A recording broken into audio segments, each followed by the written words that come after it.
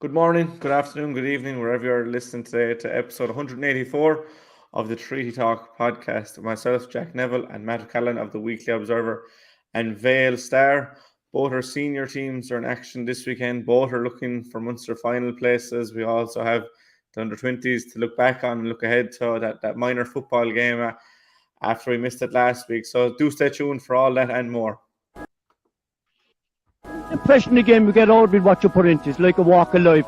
If you're good enough, go out and get it, no more about it. But not so much control in the centre of the field from Kilkenny as Richie Bennett sends it high and over the bar. Your mother sends you down to the shop for a pound's worth of goods and she gives you 50 pence. You can't get the pound's worth of goods, can you? Just about kept in. Oh, well done, Shawnee Buckley. To do that to Tomas O'Shea. He deserves to score from here. One of the highlights of the Sunday game. Limerick went out there from the word go today. No more about it. They made all the running, that was it. Put the ball over the bar and the back of it, and that's it. No ifs, no buts. Is there much time left? We have a couple of injuries. Here comes Kieran Carey. Carey leading the charge of the right brigade. 45 metres out. He's a chance to score.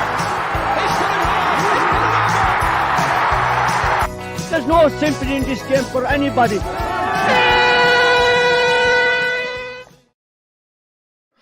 I suppose. I just can't help thinking there, Jack, but there are a few beauties to add to that. Like there's 2 Kyle Hayes goals and there's a Brian Fanning special. Oh, there's definitely a Brian Fanning special. I suppose welcome back first and foremost. We were missed last week. I don't hope to do it by myself again anymore. You did a good job, Jack, and I'm getting worried, you know. Well, I was able to sit down for the first time in a few weeks. That is that I suppose it's the first time in 5 or 6 weeks that we're both in a reasonable state health to be able to, I suppose, sit down in peace and chat to each other. But it's a lovely day outside. Jack. I hear it's supposed to be a good weekend. Hopefully we'll have 2 results. But first and foremost, before we get into games, how are you keeping? I'm keeping good, Jack. You know, I'm getting there slowly, but it's been a long road. But look, I'm nearly there. You know. Yeah. Look, once you see, I expect to be in more places now than I was for the last 5 months. You know. Yeah, and with the way the hurlers are going and the footballers are going, there could be a Munster final there for you, depending on when they fall and where they are and stuff. So we'll have fingers crossed. Looking outside, it's a lovely day out there. We're supposed to get a lovely weekend. I think that kind of weather suits both the senior teams, and they're obviously where most of our attention is going to fall today. The Hurlers are in Ennis on Sunday, looking to seal that Munster final place. They don't have to win. That'll just come on the results elsewhere. The footballers are on first on Saturday evening in Thurles. There obviously is a semi-final straight knockout kind of a game. Well, there'll be qualifiers. And we might start with the footballers, Matt. Saturday evening in Thurles. We were there 3 years ago. And I suppose you could kind of say that was probably the start of this team's journey. They were out of Munster Championship victory of any kind in 7 years. They went down to Tipperary, who had reached an All-Ireland semi-final. Just a couple of from Ian Corbett, Cillian Fahey, Peter Nash, same players that are there now, 3 years older, 3 years wiser. We were in Division 4 at the time. We're in Division 2 now. Limerick are probably favourites against Tipperary for the first time in an awful long time, Matt. But one thing is for sure, we've seen over the years, you'll never forget 2020. And Billy said it last night in that interview, is on our YouTube and social media. It's going to be close. It's going to be tight. And Billy even said he wouldn't be surprised to see penalties in extra time. Yeah, I was actually reflecting on it there, Jack, in the last 24 hours. I was saying to myself, will Tipperary be putting a bit of practice into preventing Limerick from scoring penalties should it come to it? Because like all the pointers towards it, Jack, are towards a very, very close game. And like both sides have been promoted, albeit Limerick have been promoted to Division 2 and Tipperary to Division 3. But like, you know, it's only 2 years ago since Tipperary won the Munster Football Championship. Yeah. A historic Munster Football Championship for the first time since 1935. And they did it the hard way. They went down to Cork and beat Cork in Cork, which was a tremendous performance.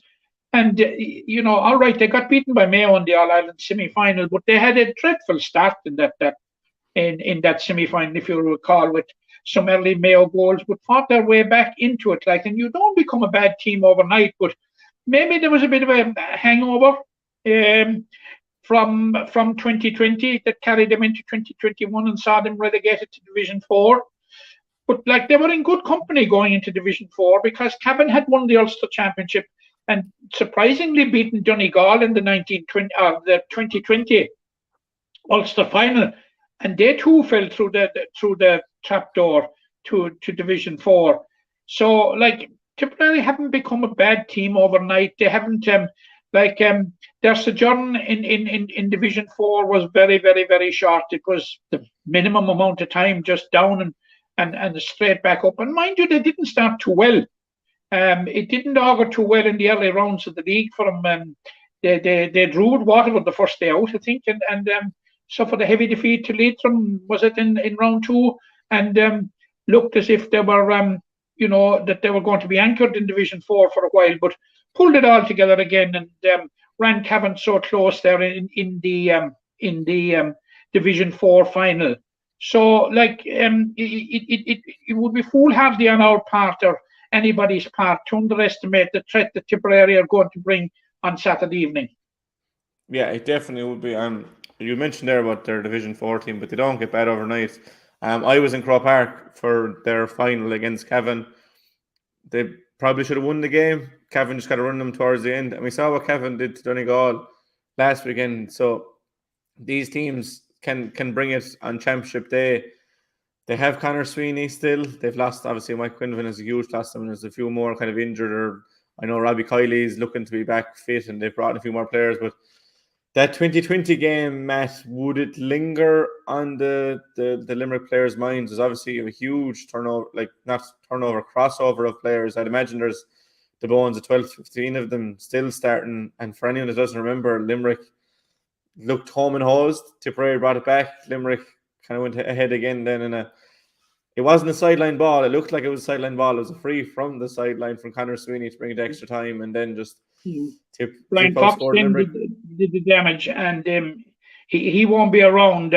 But how much of the hurt did Limerick get rid of when they beat him in the league in 2021 is the question. But they certainly will. They certainly will be hurt. Plus the fact that they'll be hurt on the Tipperary side as well because they won't be taking anything for granted. The fact that they have home comforts because it's only 3 years ago since Limerick went to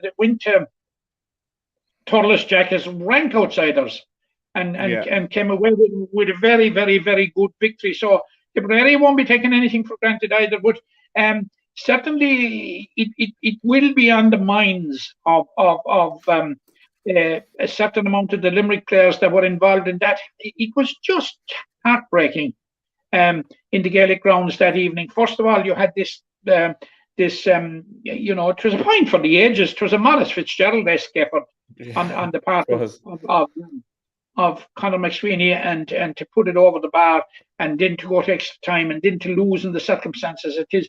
And I suppose to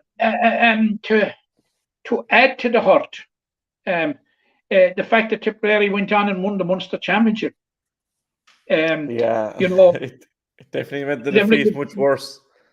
Limerick are saying to themselves there, but for the grace of God, go I, and it just compounded the thing. But I think there will be a certain element of a carryover. But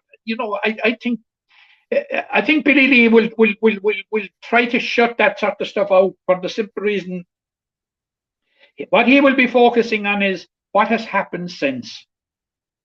And what has happened since has been very, very, very positive from a Limerick point of view. A good first year of consolidation in Division 3. Unlucky to lose to Derry in the semi-final last year. And, all the Jove's comforters were out there and saying that it couldn't be repeated again.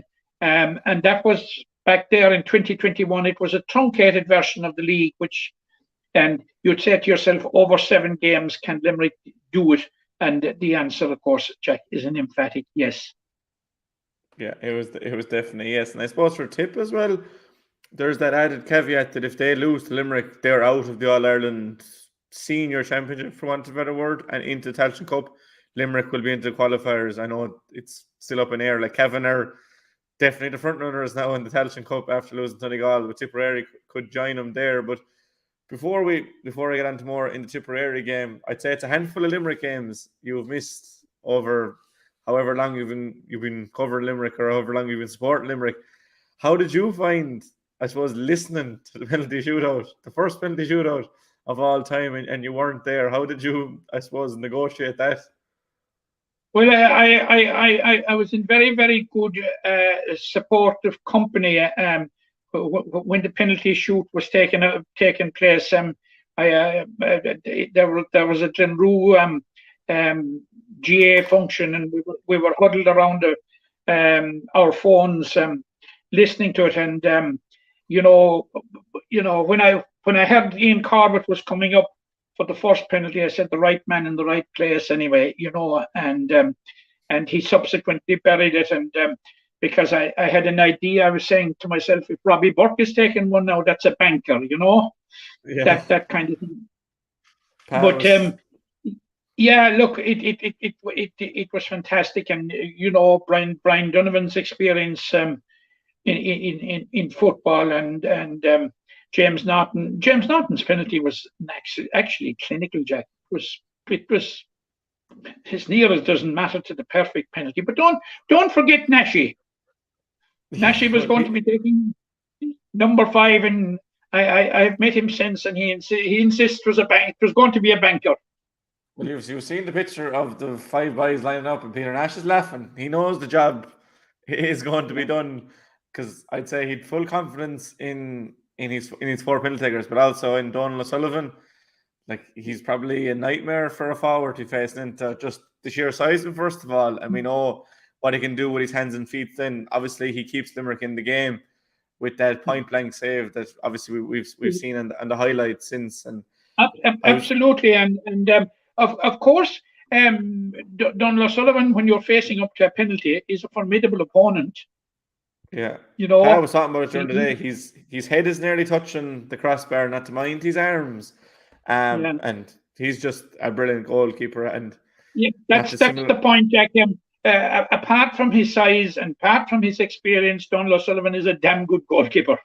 Yeah, they know how to make goalkeepers in Limerick. That's for sure, across all codes, really. But don't stop talking about all stars now, Jack. You hear me? No, I know, but sure, goalkeepers and all stars. I have made a resolution for this year. Yeah, but sure, we could get a surprise if Limerick keep this run going. Donal O'Sullivan will be right in the mix, I suppose, for Billy Lee and his side, and they'll play it down because they've made so much progress. And Division 2 would have been the ultimate goal this year, I think. Well, I suppose the Munster final as well, but they're on a trajectory now where this is a 4th Munster semi-final in a row. Like, not that you have to get the job done, but it'll be another huge leap in the right direction if they can bridge that gap to the team of 2010. And I suppose that 2010 final was the kind of coming of an end of a team that were there that got to an under-21 final in the early stage of 2000s and got to 4 Munster finals in 7 years. That this will be their legacy now. It's so hard to get over the line, but if they can, it could break new grounds altogether again. Absolutely, it's going to be a huge step in the development. It is absolutely the next step is to get that Munster final, and to get that elusive back-to-back victories in the same season in Munster is very, very, very important. Like I know there's a huge roadblock every year when you go into Munster, especially for the 4 so-called minnows and the 4 so-called weaker counties to get those 2 back-to-back victories with Cork and Kerry, but this is an opportunity to kill 2 birds with the 1 stone, Jack. Reach a Munster final and get back-to-back victories in the same season in the Munster Championship. And I'm sure that Billy Lee this week will be talking about Tipperary. The word Kerry will not be mentioned even. No, and there's no point mentioning Kerry. No, get the job done on Saturday evening and let the Munster final take care of itself in due course. Yeah, because I remember in 2010 when they did play Kerry were so hot favourites. There was no hope for Limerick, and Limerick put up on the day. But that's for later down the line. It's, as you said, it's just Tipperary this week. They are a formidable team, but I think for Limerick, they have to say, starting next year, we will be, regardless of what happens in the Championship, we will be Division 2, they will be Division 3. They kind of need to hit the ground running and kind of try and stamp their authority. I haven't heard of any injuries or anything like that. There seems to be all going well in the camp. I'm hoping to get there myself. Hopefully I wake up in the morning and I'm still feeling somewhat okay to get down to Thurles, because you would miss a match day greatly. But if you were to call it, Matt, and I think I know where you're going to go with this, will that gap of 12 years be breached this Saturday evening? I think it will. I think it will. I have fierce faith, as you know, Jack, and I've said it about the resilience of this Limerick team. And there's something about them, that the camaraderie within the group, and it's all down to the manager that has fostered that type of a feeling in the group, and has brought the whole lot together. Billy Lee has done a phenomenal job, and it's not just us that's recognising it now. It's been recognised nationally, the fantastic job that he has done, and it's only rightly so. And I think Billy will have him primed exactly for Saturday night. Now, I think Limerick are going to get that golden ticket to the Munster final, I think. But it'll be close, and Tipperary are going to fight. Like, at this stage, Jack, they must be sick. Tipperary must be sick to high heaven of the sight of the green of Limerick. We beat them in the Munster Championship. We beat them in the under-20 championship and the under-20 championship final. They must be sick to the teeth of seeing this green and white, and how much that will feed into the Tipperary psyche on Saturday night, I'm not sure. They should concentrate on the football. But look, I'm going for Limerick, but very, very, very close, Jack. I think it's a cautious vote for Limerick. There's going to be nothing in it, nothing at all really in it, because Tipperary will they've the nucleus of many of the players that were involved in the Munster Championship 2 years ago. And they will know what it takes. Players don't get bad overnight, No, and you'd have to say that they won a very, very good Munster Championship. Any championship you win is good, but the manner in which they won it, because they had to dig extremely deep. And look, I might be only looking for reflected glory, but I honestly think that it was the Limerick challenge in that semi-final in 2020 that primed Tipperary to go on and win the Munster Championship. It really tested their resilience and tested what they had, and I think the roles will be reversed. And I agree with you totally, Jack, that when you say it's a fourth Munster semi-final in a row, and it probably is delivery time. But and I think it will happen, Jack. Yeah, I think they'll get the job done. As Billy said, I wouldn't be surprised to see it go to 90 minutes plus penalties. But look, at the end of the day, a win is a win, and hopefully we have 5 hot shots anyway for the penalties. Yeah, and your man in the sticks as well isn't bad either. But I suppose you could say quietly as well that Limerick will be happy to go on the road to Thurles. They've been 5 from 5 on the road, 4 from 4, I think, on the road so far this year. Obviously, you had Antrim, Akram, Portlaoise, Ennis. Hopefully, we can add Thurles to that list on Saturday evening. But absolutely. And as I said this before, but when talking to Billy before the league, he was putting the emphasis on the home form. We've changed that now. Emphasis on the. I'd say they're a team that will play anywhere, and I think there's great. I suppose one thing that could be down to is the bond within the players. I remember we interviewed Billy after Longford, and we had to go into a separate room because the music coming from the dressing room, which is brilliant to hear. And we've seen it to Hurlers. So maybe getting them on a bus 2 or 3 hours before a game and just kind of getting in the zone, but with their friends, with the players they're going to go to war with, I suppose it helps them. But hopefully that can be the start of a picture perfect weekend for Limerick, because I suppose only 15 or 16 hours later, well, I suppose nearly the bonus 24 hours later, the Hurlers are in Ennis. And Jack, hopefully we'll have... I don't know, what are your views? Can I be a roles reversal for a second and ask you the question? What are your rules and your views on finishing games with penalties? Well, I suppose, I don't know who said it. Someone said during the week, I think it was Will O'Callaghan off the ball. He said, you go into a game and you know that that's what it is, like it's not as if players, it blows the full-time whistle and the referee decides, but this is what's going to happen. What I will say is, for anyone that watches rugby, I didn't really agree with the rugby penalties. I thought that was a bit unfair that there was players in different positions. I think it should be the same for everyone. I think penalties is probably the fairest, because maybe a 21-yard free is just different. It's a bit longer. Penalties is like, you're going to be practicing penalties at training anyway, and I'm sure most managers will hate seeing players practice penalties, but it's something that we've done. Nearly every child will play soccer at some stage in their life. Everyone has taken penalties. I think as long as you know that that is a possibility, it's completely fair. But that's just me. I would go for the penalties. It adds the drama. Pa was talking about that regardless of the fairness of it or how it goes, that it does add that atmosphere. He said he could see phones going up everywhere. I got onto one of the lads to stream it for me because I couldn't bear to listen anymore. I needed video proof. So shout out to Sam there again for that. But for you, penalties fair? Yeah, I suppose. And before people start ringing in and saying Callaghan is being selective and being green misted, I thought it was right. As a Munster fan, we saw both sides of the coin last week. In that we saw Limerick winning, we saw Munster losing. But my hat goes out to Clare Miners. In the manner in which they went out in the minor hurling final. I think there has to be a better way of deciding a final, Jack.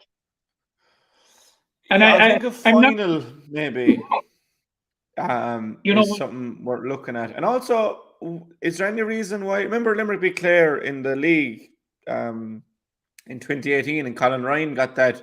It was 65s.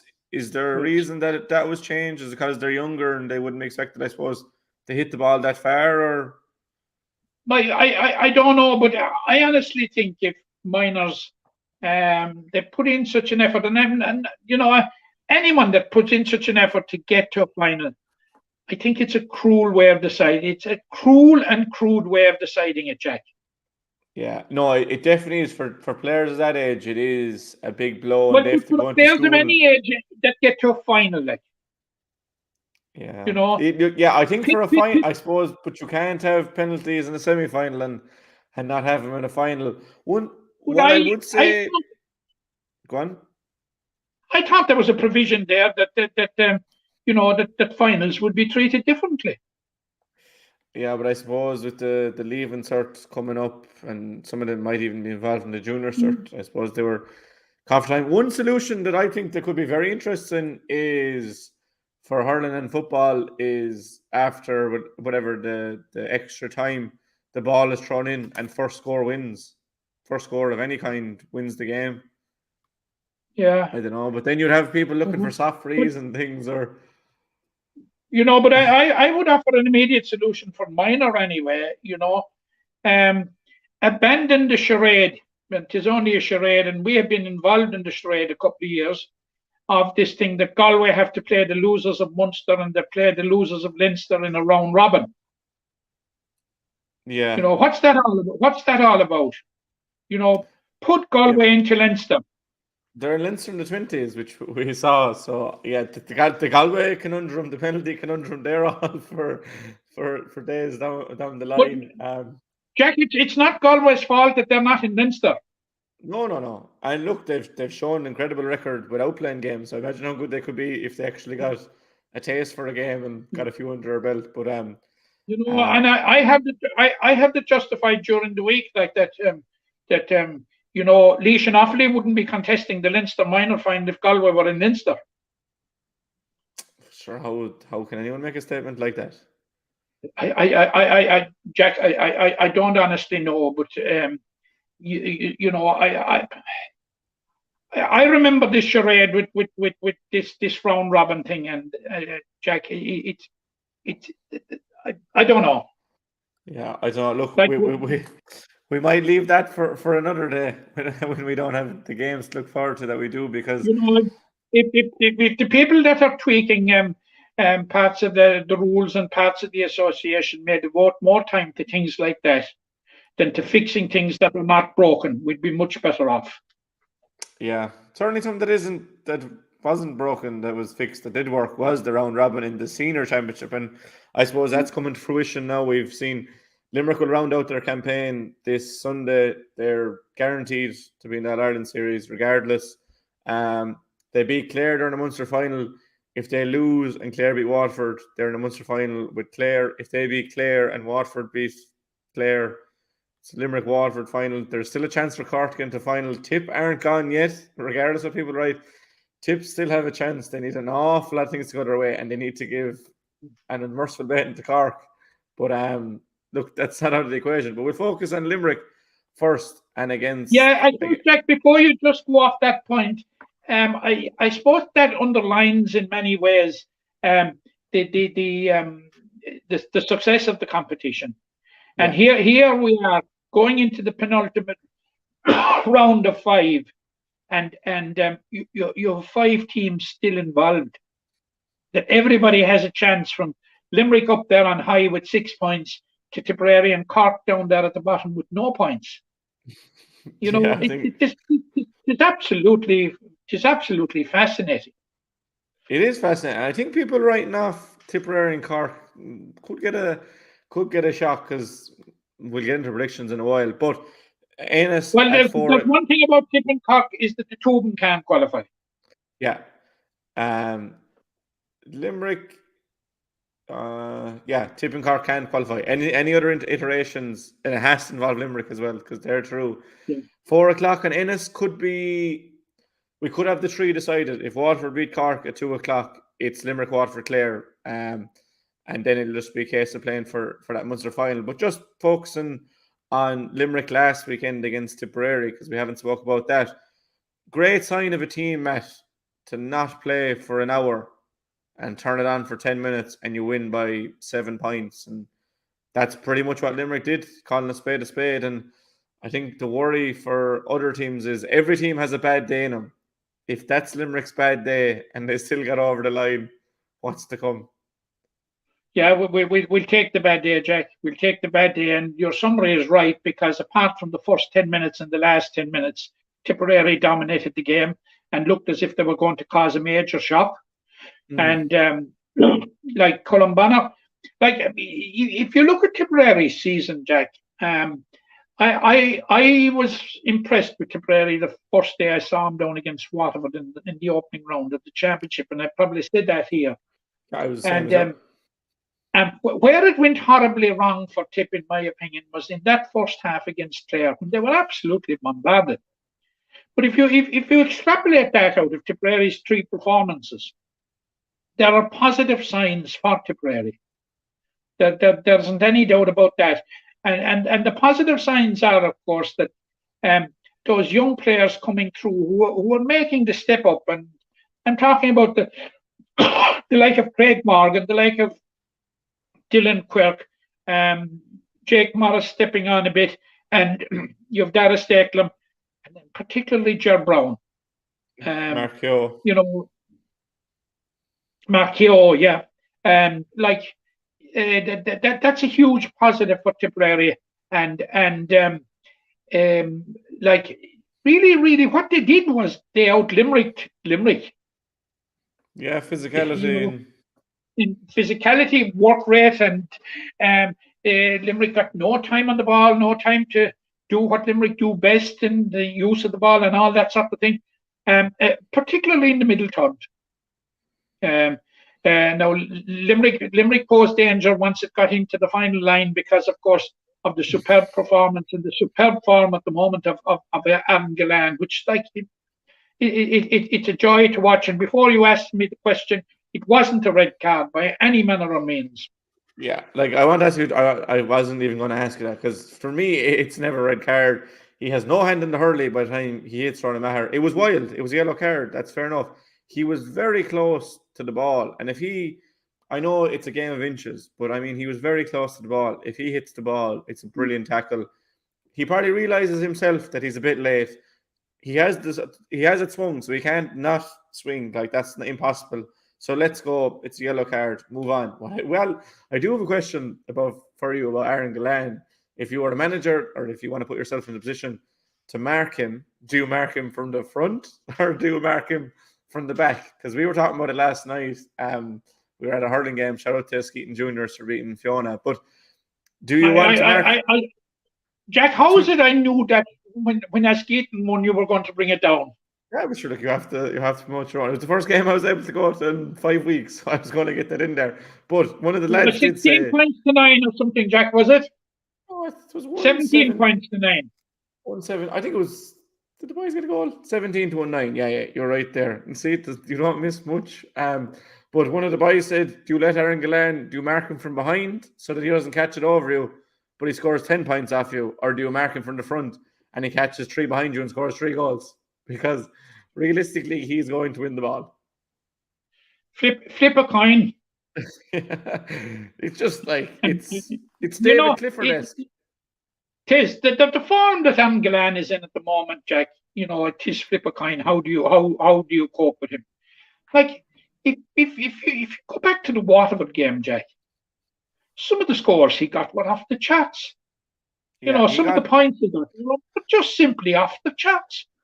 He got 6 from play and he was marked from behind. So he just got out in front and over the shoulder. And that's what I was saying to people that were saying, oh, you have to mark him from behind and let him win it. But sure, if he wins it, he's going to score regardless. And if he wins it inside there, he's going to turn and go for goal. It's just, you're trying to make him win it as far out the field. But it just, like, the biggest compliment I'd pay to Aaron Gillan and Limerick as a whole, that even though Tipperary dominated, it was never a case of, oh, Limerick are losing because Keane Lynch isn't there.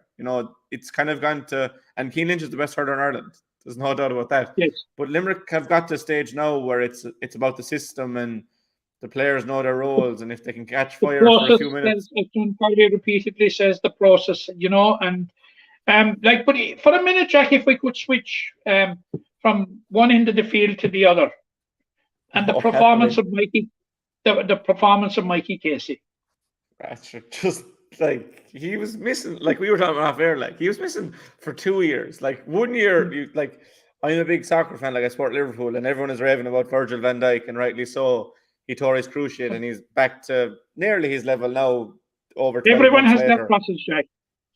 But Mike Casey, he was missing for 955 days between Kilkenny in 19 and Cork in 2022. And he's not just not put a foot wrong. He's getting out of the fence. He's starting attacks. Just, as you said, the best fullback in the land. And I mean, that was Dan Morrissey's role last year, and he was the best fullback, and now he's just out at 7, and Kyle has gone in at full forward, and it's just like these players are so adaptable. That's not easy, but Mike Casey, fair dues to him. Sean Finn at the other side. Absolutely. We have to be apart from a Limerick point of view, and the boost is to Limerick. Look, Jack, we're so happy for Mikey himself. Oh, because he put so much. He missed so much, and he put so much into getting back, and to get back to the level that he has got back. He's got back to the level, Jack, of as if he has never been away. And if anything, Jack, he's surpassing those great performances that he had before he picked up the injury. Yeah, I think he's a better player, which is mad to think, but I think he is. Maybe he's just, I suppose being around that environment, you are going to get better. But like obviously, it's very difficult when you're not playing. But I suppose the worry then for other teams is, sure, if Peter comes back, like Mike came back, just forget about it altogether. But what I will say to you is, like, there's no doubting Sean Finn is the best cornerback in the country. But what Barry Nash is now offering you at both ends of the field, like, he's got to be right up there, just behind Sean Finn with the likes of Cathal Barrett, the Rory Hayes of this world. Like, Barry Nash was a forward till he was 24, and now he's probably the second best cornerback in the game. Like, these things shouldn't be happening. Yeah, well, you see, it's the adaptability. You see, Barry Nash is an extremely good hurler, and if you have an extremely good hurler, no, they all don't, but a certain amount of them can make that transition. But he has made it so seamlessly. It's just phenomenal, and like you can see in his instincts, like that the propensity to go forward at any chance he can get. And like, he just doesn't go forward to make numbers or anything. He goes forward with intent and finding the target. He's a goal to his name, and he has a couple of points to his name. So, Barry Nash is guy that's on the top of his form. And you must remember, Jack, as well, that all right, he made the transition from the attack to halfback. Then when the need came with the injury to Richie English 2 years ago, and we were all wondering with our mouths open as to how would we fill left full back, in steps Barry Nash. And just seamless. And we got Rich English, got his cameo as well. Like, he's obviously hot on the heels there. Like, I suppose it helps the players know that if they drop their performances one iota, there's someone behind them ready to take the position. Last thing on Tipperary, we've seen Limerick for 3 rounds. Before you go away from Richie English, tell me a county team in the country that wouldn't have Richie English as left full back. There isn't any. There isn't any team in the world that wouldn't. I rest my case, and that gives you an idea of the strength of the Limerick squad. I put up a tweet the other day. I was saying the Hurler of the Year race at the moment is Gerard Hegarty, Aaron Gillan, and Dermot Burns. I think those three have been on a different level. Now, I think Declan Hannon, Mike Casey, Sean Finn, Barry Nash, pretty much most of the Limerick team, Nicky Quaid as well. But if you were to name Hurler of the Year so far after 3 rounds, I think Aaron Gillan has been absolutely superb. Yeah, I would actually. I think to me, between Aaron Gillan and Dermot Burns, I think Burnsy has been absolutely superb as well.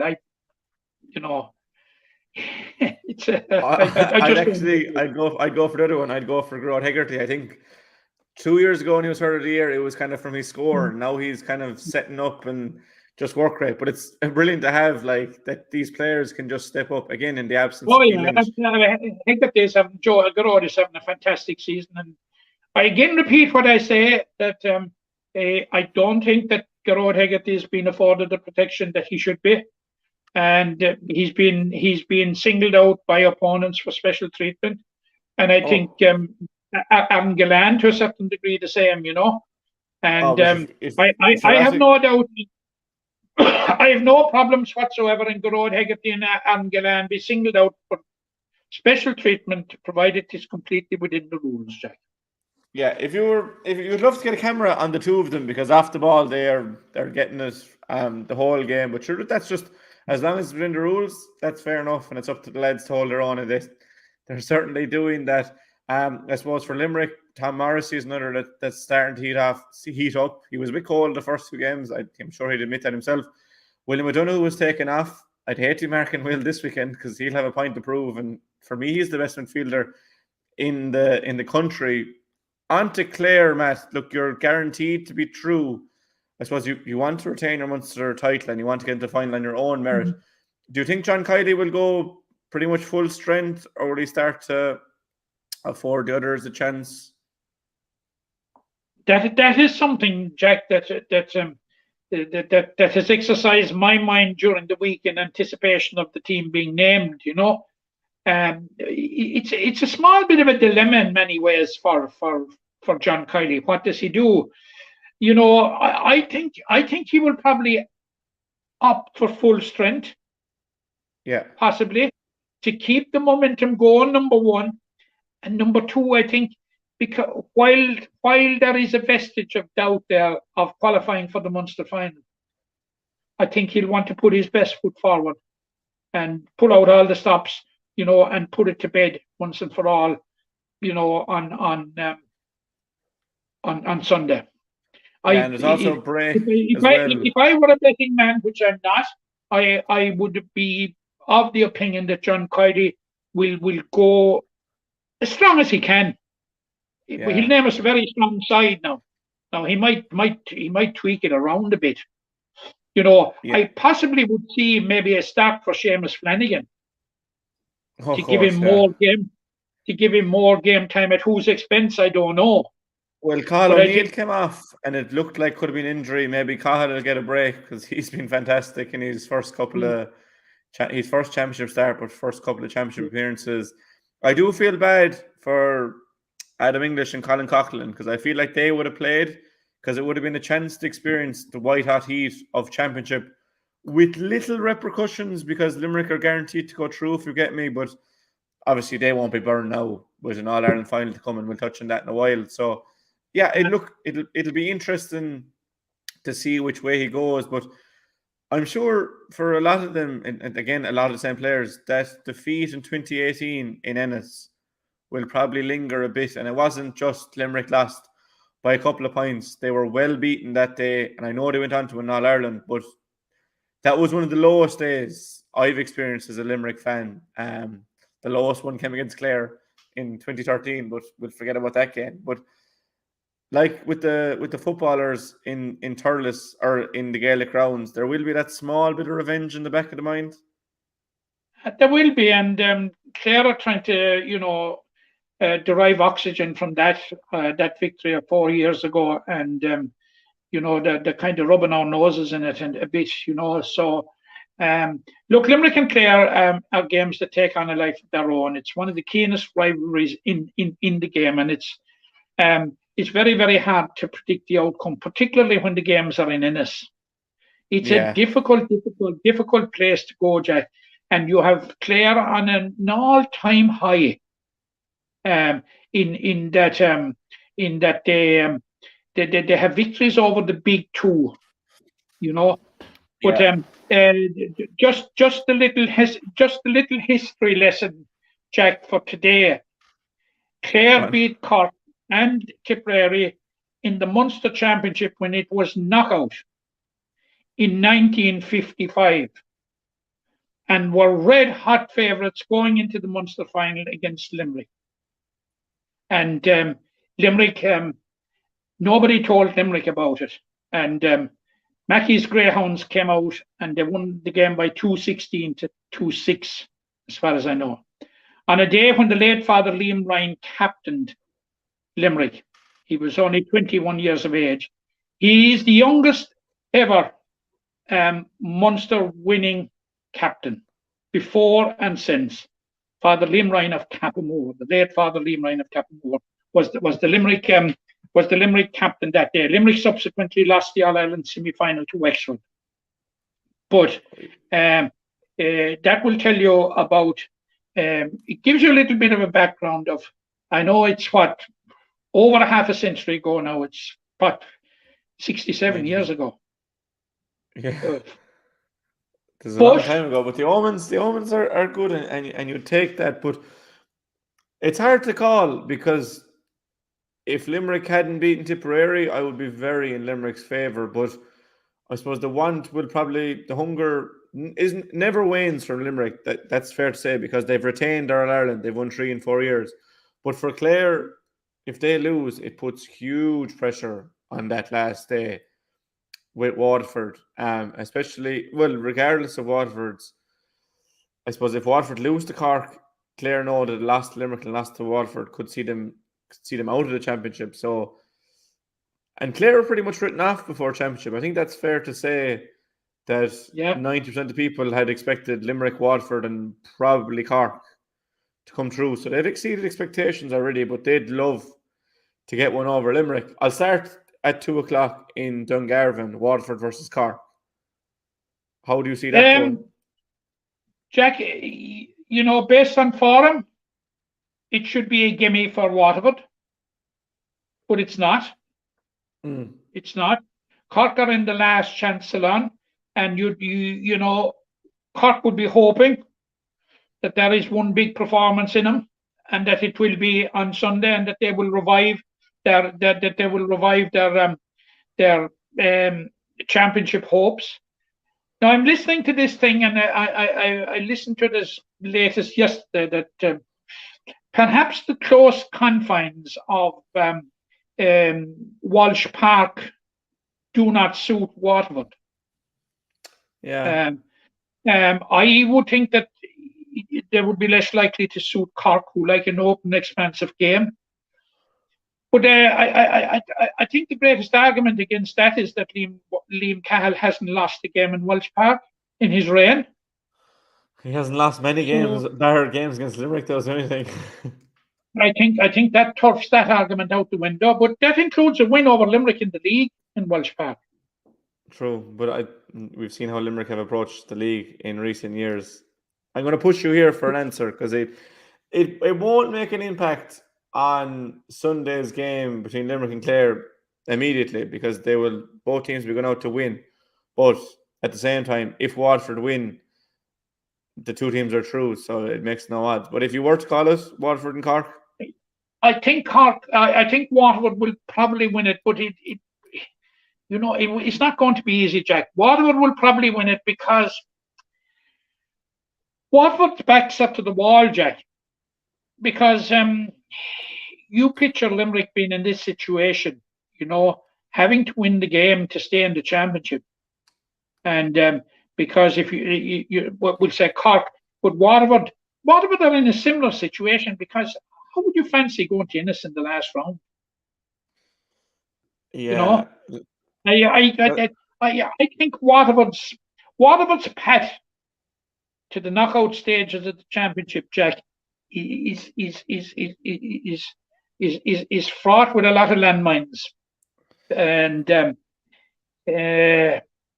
I'm going for Waterford to do the job. And the Munster final then? Oh. I know there's a lot of permutations. Did you have to ask that, Jack? I did.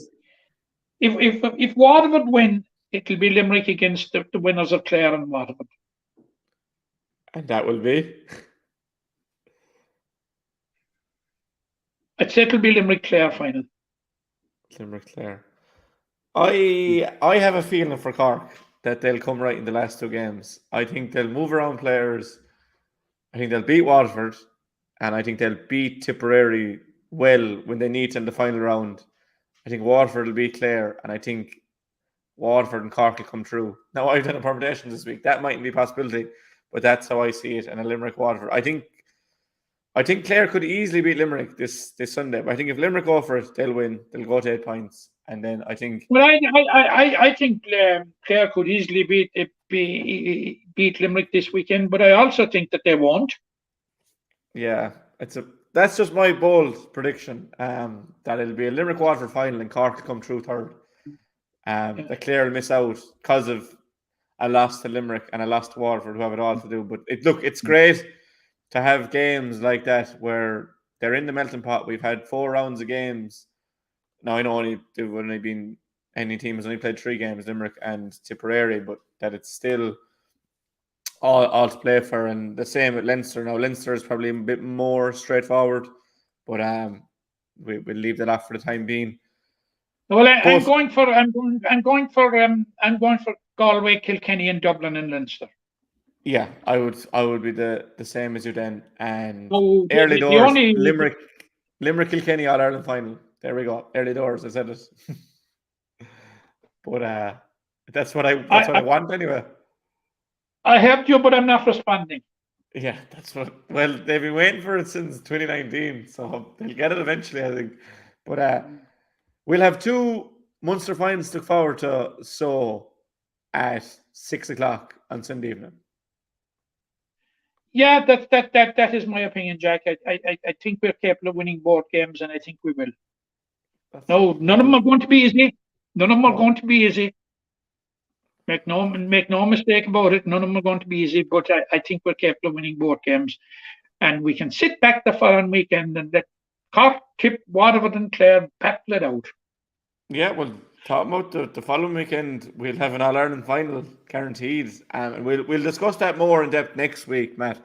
But I'm conscious that we haven't spoken since the Tipperary Munster final, and you mentioned those green jerseys. That's another one for Tipperary. But for the under-20s in that Munster final, I think a lot of them came of age. There's been a lot spoken about them. Personally, I've spoken about an awful lot of those players. And we know the likes of Adam English and Colin Coughlin are with seniors, but even outside of that, Fergal O'Connor, Ethan Hurley, these kind of lads, Aidan O'Connor, Shane O'Brien, Patrick, the two Kirby's. You could name them all, Matt, but we have seen that they're going to face Kilkenny, who beat Galway last Monday week in one of the best games I've ever seen. They beat Wexford then in the final. We were red hot favourites in 2014 in an All Ireland minor final against Kilkenny, with a team that probably has about 11 or 12 All Ireland winners on it. That Limerick minor team.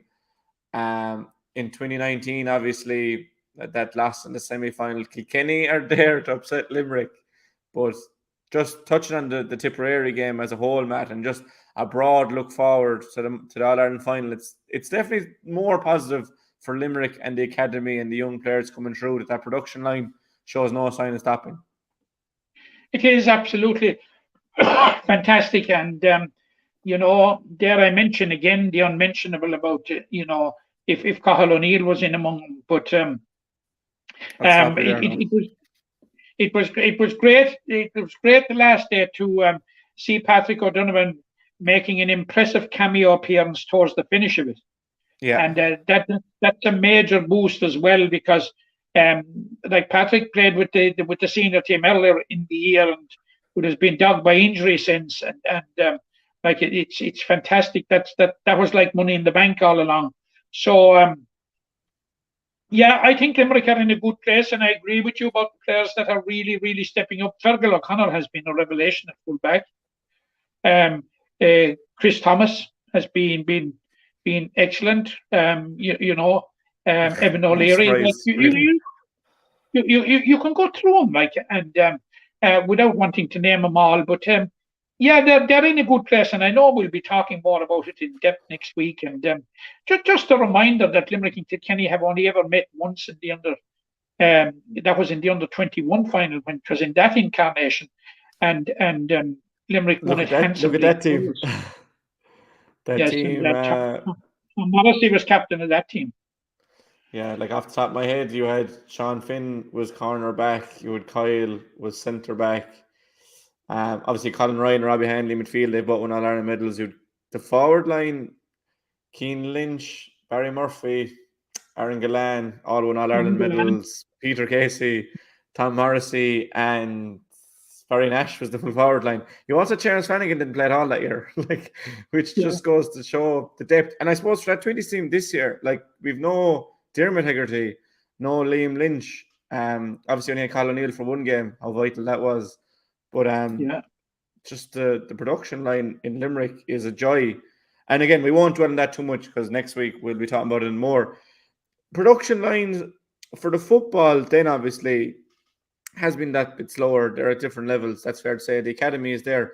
But Limerick Minors reached the Phase 1 final against Tipperary, and I mentioned it last week, but they were beaten by Tipperary, who were always strong at underage level. And while you're defeated before you get to face the likes of Kerry and Cork, puts Limerick as the fourth best team in the minors. Last year they were the second best team. It's a long way from when they weren't playing they were playing one game and that was it for the year. These players are getting used to playing games in Munster, being competitive, beating the likes of Clare and Waterford consistently. Obviously disappointing to lose to Tipperary, but very strong Tipperary team, it has to be said, and they will give Kerry or Cork plenty of issues whenever they play them. So while in all, it's disappointing. 4 games for the minors. a lot more positive to take. And again, production line looks good. Yeah, Jack, I would be very satisfied, and I'm glad you brought up that about the minor footballers, because, and I agree totally with your point that it is a very, very good Tipperary team. Very, very good Tipperary team. And like we gave them plenty of trouble in both games. No, but Limerick suffered the 7 points defeat in Thurles in the first game. They could have gone away and hung their hat and said that's it. But they bounced back and bounced back very impressively against Clare. And then went down to Waterford and got the job done. And all right, they came up a bit short. Like Tipperary blitzed them in the 10 minutes after half time. And that was the difference. And I agree with you now. Cork suffered a very, very heavy defeat to Kerry last night. 116 to 5 points in the Munster semi-final. That sends Cork to Thurles next Thursday night. Yeah. To play the phase one. And I wouldn't be in the slightest bit surprised, Jack, if Tipperary were to take them out. It's a good Tipperary team. They're coming in with a momentum, having played 4 games, won 4 games. Limerick have really, really, really tested them. And Limerick were the only team that tested them, Jack. Yeah, that's true. They hammered Waterford and they hammered Clare, and everybody was saying the last day of phase one, and that they're going up to Shannon to play Clare. That Limerick needed to be on their toes because Limerick were behind the 8 ball going into that game when it came to scoring difference, which it looked like that Clare were going to beat Tipperary, and that they were all going to, the 3 of them were going to end on 4 points. But no, they had a very big win. I think you're going to see it. I'm just saying this to contextualize where Limerick are at, and you've rightly said that in the rankings they're 4th, but they might be nearer to it than we think they are. Yeah. Then it looks at first, because I honestly believe that Tipperary have a serious chance of beating Cork and Thurles next Thursday evening to reach the Munster football final. That's going on. Tipperary, yeah. Yeah, like Cork only scored 5 points last night.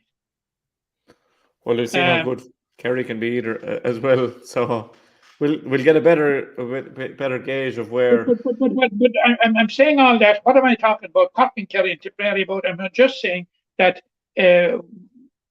Basically, what I'm saying is, in answer to your question about the academy working, yes, it is, and Limerick are nearer to it than we think they are, than it looks at first glance. Yeah, and I suppose Dick, Darren Hornan and Shawnee Buckley were kind of mentioning it's about getting those lads ready for senior. And when Billy Lee inherited the senior team in 2017, he spoke so much about strength and conditioning and getting boys to these level, and you see that it's the same players pretty much in 2017 that were languishing in Division 4, couldn't get a Munster win, that are now in Division 2 and winning regularly in Munster. The exact same players just have bulked up. So if the academy can get them started on that journey, now you've seen the pictures of Dan Morrissey when he was 21s and now, and Aaron Gillan the same, Keane Lynch. But if you can start those lads on that journey earlier, you'll get them. They'll be ready for the senior earlier, and that's what it's all about. And again, green shoots for Limerick football, and hopefully the seniors. There was only a Kerry. They reached the Munster final last year, gave themselves a very, very creditable performance in the Munster final last year, led Cork at the second water break by a point, subsequently lost by 4 or 5 points or 6 points. And there was only a carryover of 2 from that squad, which meant that it was a complete new bunch. Now, I understand that there might be as many as 4 or 5 carrying over next year, which would be very, very important. And you need that small bit of continuity. Cork now are in a similar situation in that they had only one player that started the Munster final last year that was eligible this year, young Gillespie from Ahabalog.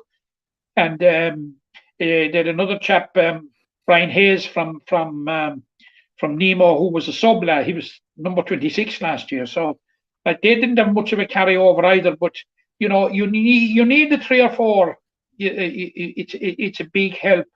But Limerick just had 2 this year, so That's a factor. But overall, I would have to say that John Keane and Johnny Buckley and the management team would Darren Horn would have to look back on it with a certain element of satisfaction, Jack, rather than despondency.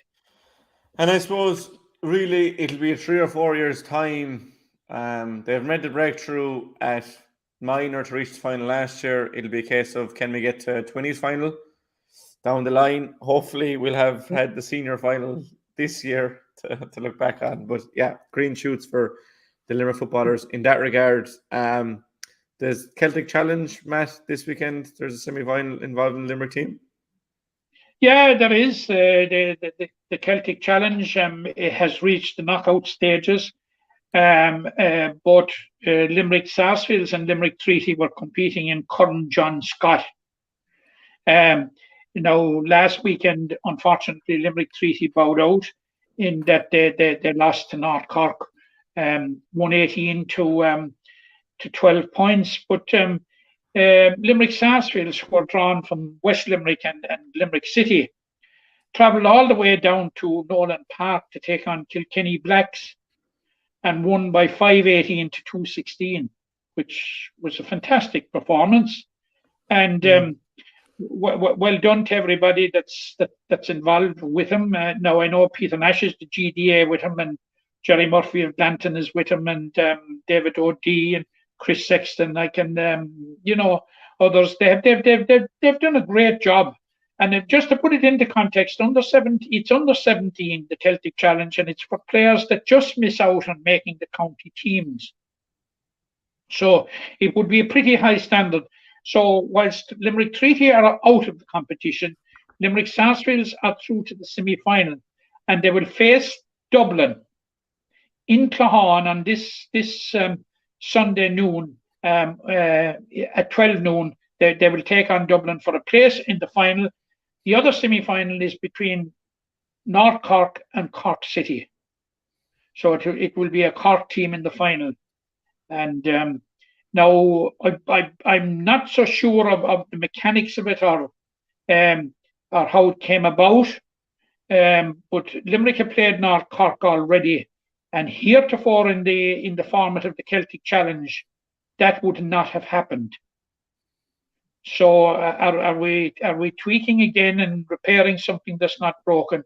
But whatever it is, Limerick are in the semi-final of Curran John Scott, and it's on in Claughaun at 12 o'clock on Sunday against Dublin, with a place in the final against either Cork North or Cork City. Well, the best of luck to the Limerick side in that the Celtic Challenge semi-final. I suppose we don't really want to end on a sour, I suppose before we get into that, the under-14s ladies footballers, Matt, bowed out as well. A shout out to the Limerick ladies under-14 footballers. There is an All-Ireland series each year, and just to explain to the viewers and listeners, and there are 4 grades depending on your relative strength, and there is platinum, which is top, gold, second tier, silver, bronze. Limerick competed in the gold series. That's where they were put into the gold series, and certainly they justified it, Jack, insofar as that in the group stage in Abbottstown they had 3 games. They lost by a point to Monaghan when everybody in the ground said it was a draw except the referee. They lost to Longford, and they beat Sligo, which was enough to see them through to an All-Ireland quarter-final, which they subsequently won against Cavan. And last week they were playing Kildare in the All-Ireland Series, Gold Series semi-final, and they lost narrowly to Kildare 2-4 to 1-4. So overall, a good performance. Plenty of green shoots there for the ladies.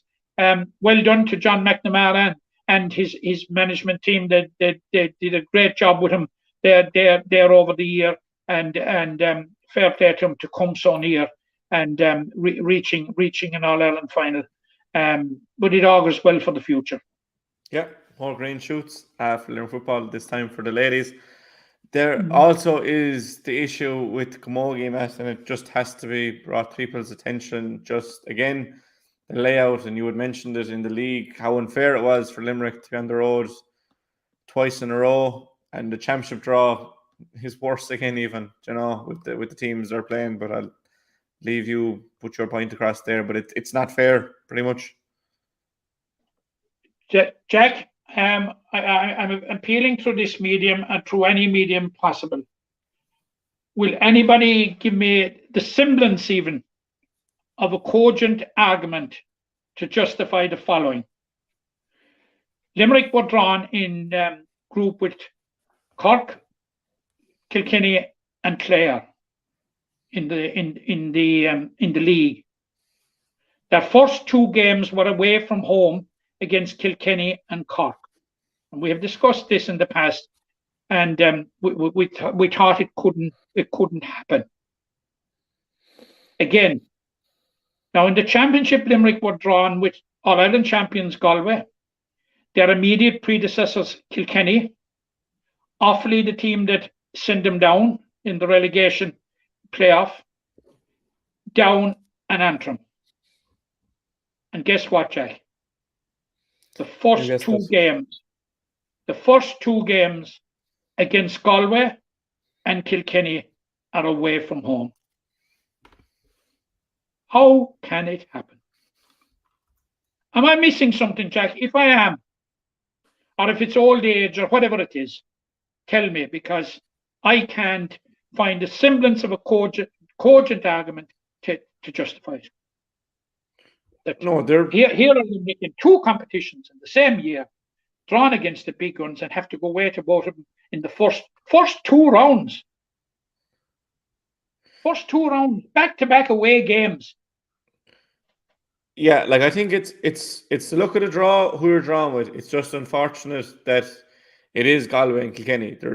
That's unfortunate, but the fact that you're away in 2 consecutive games, that's where the issue arises. It is. That's where it arises, and we'll probably be told that it is the computer that's doing it. I'd suggest that computer should be taken to the recycling centre. Yeah, it's just very unfortunate, realistically. Look, there's no 2 ways about it. It shouldn't be done. And I think again in the men's game it wouldn't be done. Like the Limerick Hurlers were in Páirc Uí Chaoimh. They were in Limerick then twice, and then they're away. Like it just kind of, they were home back to back in the middle of games. It's different than starting off away. Different, absolutely different. Yeah. Cork ceded home advantage because there was a concert. Munster did the same. They're all factors outside of, I suppose, a computer system. Yeah, well, factors that don't feed into this type of thing. Jack, I just do not get it. I just do not get it, I'm afraid. Yeah, it's disappointing. It puts John Lillis' side on the back foot, but hopefully when they're out in the championship next weekend against Galway, that they can put in a credible performance. Hopefully they can come away with a victory, but something then that they can bring to Kilkenny as well, because it's a difficult route. But look, Limerick have often proved us wrong, and please God, they'll do the same again. Then of course they're back-to-back home games. Pity they wouldn't, like against Offaly and Down before travelling to Antrim for the last game. Well, hopefully, look, by the time I've said this before, Jack, that with the configuration of that group, that Limerick have a chance of making a quarter final. Well, they've a chance of making a semi-final. Look, there's no point ruling them out for that. But you would hope that if there's losses to Galway and Kilkenny in the first 2 rounds, which is very feasible because you're against All-Ireland contenders, that you can put in a performance that gives you some momentum going into Down, Offaly, and Wexford. But what I'd be afraid of would be that, and call a spade, that the losses were such that there would be a fallout from it. Yeah, but we'll look into get that game next week. It's obviously on next weekend. This weekend, the focus, as much of this podcast was dedicated to, was the senior footballers and senior hurlers. hopefully Billy Lee and his side can lay the foundation on Saturday evening, and then John Kiley and his men can pick it up on Sunday afternoon. But please God, by 6 or 7 o'clock on Sunday evening, we can rest assured that we'll have the Munster finals to look forward to in back-to-back weekends. The end of May, start of June. So look, again, a huge 28 of May and the 5th of June, I think. Yeah, so Hopefully, 4th of June. hopefully we can put those into the calendar Sunday evening. And the best of luck, obviously, to both sides. Again, huge thank you to you, Matt, and to anyone that listens. And we're not live, obviously, because of internet connection issues, but sure, down the line, we might go live again and have questions. But anyone that has questions, just leave them on Facebook or YouTube or whatever, and we'll get back to them next week. But for now, a huge thank you to you, Matt, and we'll be in touch again soon. Thank you. Thank you, Especially Jack. again, we get out with what you put into it. It's like a walk of life. If you're good enough, go out and get it, no more about it. But not so much control in the centre of the field from Kilkenny as Richie Bennett sends it high and over the bar. Your mother sends you down to the shop for a pound's worth of goods, and she gives you 50 pence. You can't get the pound's worth of goods, can you? Just about kept in. Oh, well done, Shawnee Buckley. To do that to Tommaso Shea, he deserves to score from here.